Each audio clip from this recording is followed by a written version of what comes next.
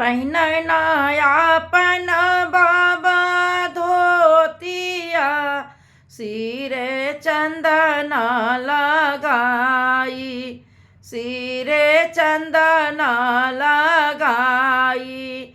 आई गईले समधि तोहार हो, द्वार पूजा लगाई।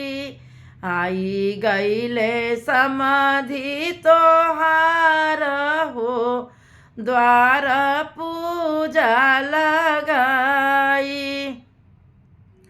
मोहि तो से पूछिला कवन बाबा हो, काहे घर में लुकाई।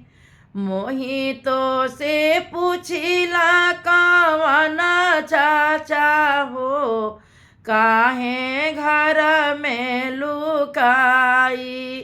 आई गईले समधि तोहार हो, द्वार पूजा लगाई।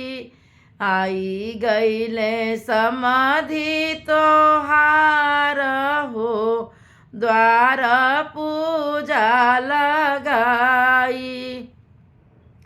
मीठी बानी बोले ले कवन समधि हो, सुना समधि हमारे।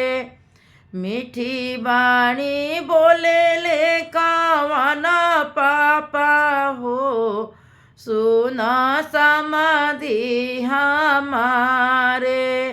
धिया लागी घर में लुकाईली, समधि दहेज मांगे। धिया लागी घर में लुकाईली, समझी दहेज मांगे।